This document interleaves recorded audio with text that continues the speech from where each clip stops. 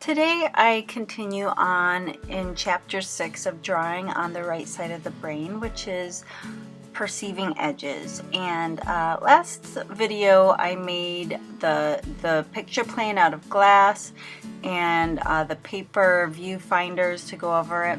So today the first exercise we're going to do is just take our viewfinder and make a grid on it, and you can make all kinds of grids, but she only wants us to use two lines, a horizontal plumb line and a vertical, or I'm sorry, a vertical plumb line and a horizontal line. I forget exactly why she said that, but yeah, she wants to keep it simplified for that reason.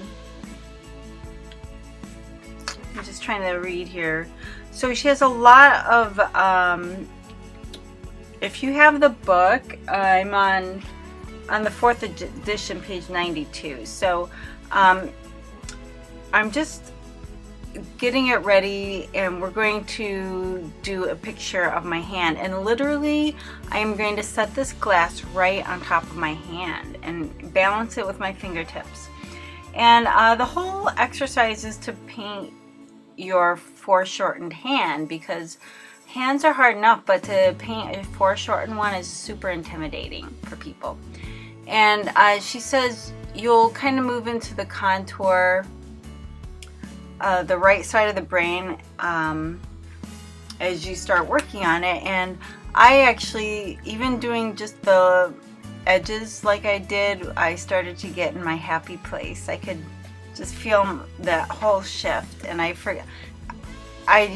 remembered that I was filming this, and then I kind of mentally tried to hurry up, because I was just like la-di-da-di-da, just like singing songs in my head, but not like words, because I'm obviously in the right side of my brain, but I was just in my own little world. So this part just went super fast for me when I didn't have to think about anything. And yeah, sorry about my hair. I did not realize what was going on with my hair. So I fixed it after this, but back to my hand. It's really important, she says, that you don't move your head, and you also have to keep one eye closed. And I'll tell you why in a minute. So this is pretty impressive. When you do this exercise, if you have not done this before, you're probably going to be just as impressed as I am. So now she tells us the reason why we close one eye is that puts you into the flat plane. You're basically taking a 3D object. Okay, I think I fixed my hair now a little bit. And you're putting it onto a flat plane, which is the picture plane. So now the same thing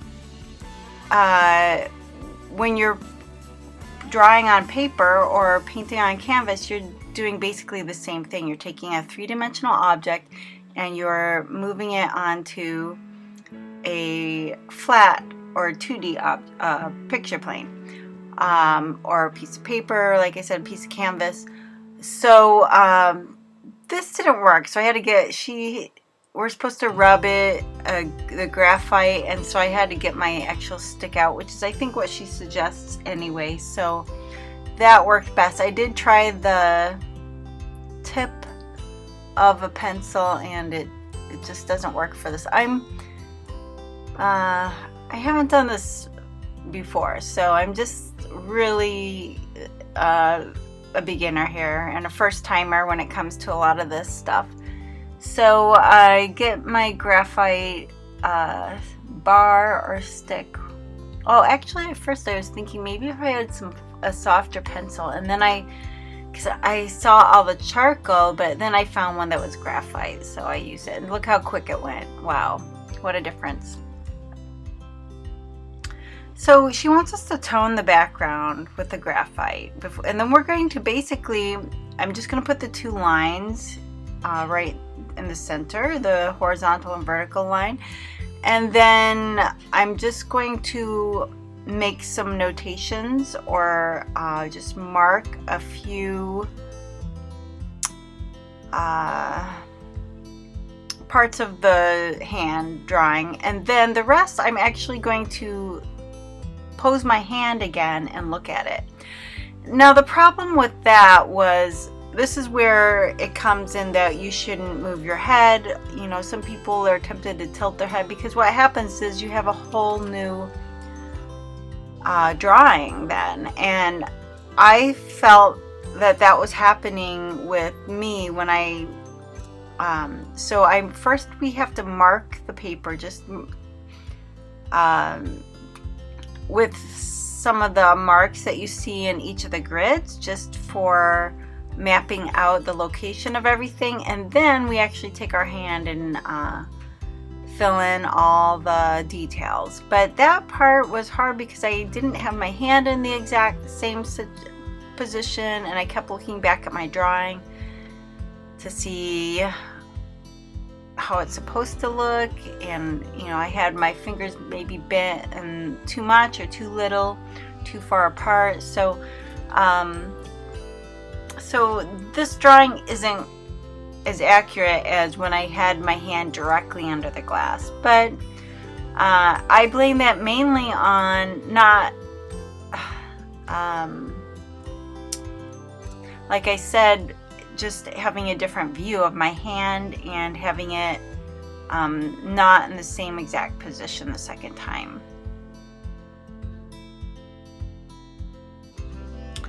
So the point of using the tone paper is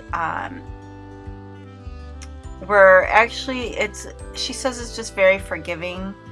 She also talks about how in the early Renaissance they came up with viewfinders of glass. Van Gogh actually built one, a 30-pound one that he used when he was doing his drawing studies, that he would take to the beach with him and the shore. There were many other artists, Dürer and who else? Holbein used one, not necessarily because as a crutch, but because he was so busy with doing portraits that he used it to save time. So there's several pictures in the book of some of the viewfinders that these artists use, these famous artists. So yeah, it's something that is very helpful and useful, especially I think for people that are just learning to draw. And then you can take those skills and use all the skills you gain for what we do here, which is modified drawing. And I'll show you at the end how you can just hold the viewfinder up and then transfer that information onto your whatever you're painting or drawing on. And it does help you shift into the right brain, because when you're looking through the glass, it's like your mind just thinks of it as the picture plane, like a flat plane, and so you're just thinking of shapes. You're not thinking that this wall is receding and that this hand is foreshortened. You're just thinking of the shapes, and it is really helpful in that way.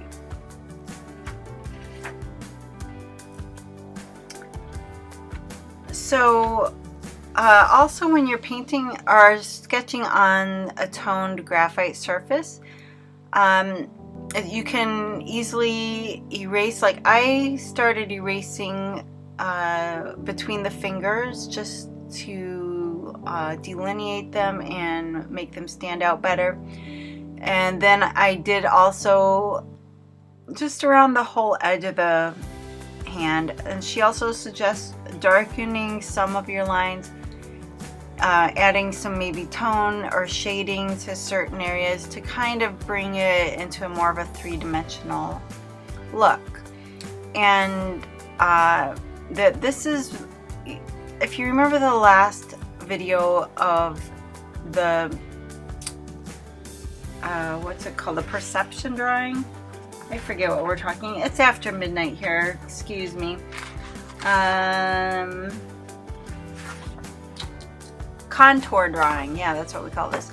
So this is modified contour drawing because we're